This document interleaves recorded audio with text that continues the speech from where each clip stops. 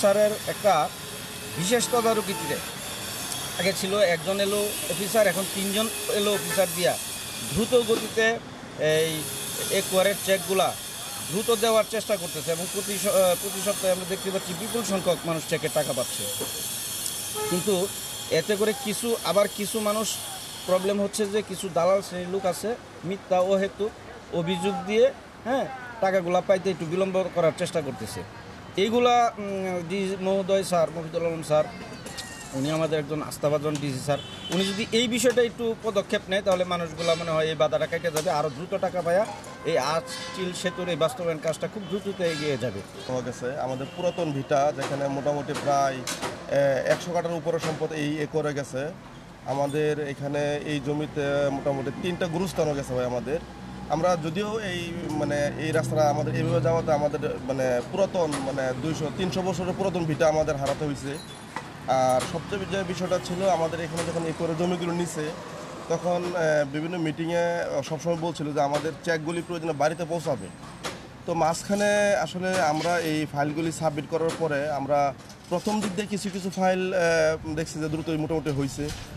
এরপরে মাঝখানে বিভিন্ন এলোমেলো স্টাফ পরিবর্তন, স্যার পরিবর্তন, এইগুলির কারণে আমরা গ্রাহক যারা আছে সবাই মোটামুটি প্রায় 1 বছর যাবৎ মারাত্মক ভুক্তভোগী। তো ওই দিন আমাদের বর্তমান যে ডিসি স্যার আছে, আমি ওই দিন অফিসে ছিলাম। আমাদের ডিসি স্যার উনি হঠাৎ করে আমার কাছে মনে হলো যে উনি ফাটা কাজটার মতো অফিসে ঢুকে যায় প্রত্যেক সার্ভেয়ারকে এবং অফিস স্টাফদেরকে বিভিন্নভাবে যেন গ্রাহকরা হয়রানি না হয় এই বিষয়ে বিভিন্ন দিক নির্দেশনা এবং কঠোর হুঁশিয়ারি করছে।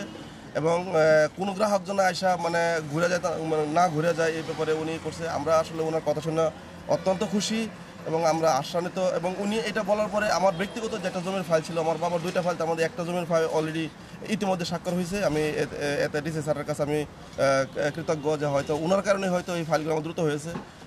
সামাজিকভাবে কথা বলছে, আন্তরিকভাবে কথা বলছে, আমাদের পক্ষে কথা বলছে এবং পাবলিকের পক্ষে কথা বলছে।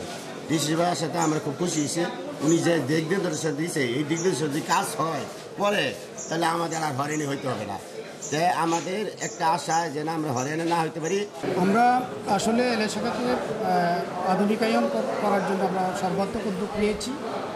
ইতিমধ্যে একটা সফটওয়্যার আমরা ডেভেলপ করেছি, প্রায় অনেক অর্থ ব্যয় করে, এবং সেই সফটওয়্যার যদি আমরা এখানে ইনস্টল করি এবং কার্যক্রম শুরু করি, আমার বিশ্বাস আমাদের যে এখনও যে সামান্যতম সমস্যা হচ্ছে সেই সমস্যাগুলো আমরা থাকবে না।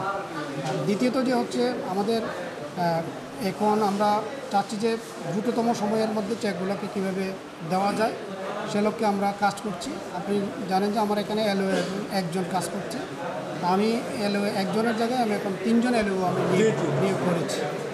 তো আমি আজকে আরও কিছু সার্ভেয়ারকে এখানে আমি সংযুক্তি করব এবং আমি মামলাগুলোকে আমি আপনার আরও বেশ কয়েকজন অফিসার নিয়োগ করে আরও কীভাবে দ্রুততম সময়ের মধ্যে এটাকে পেমেন্ট করা যায় আমি সেই ব্যবস্থা নিব।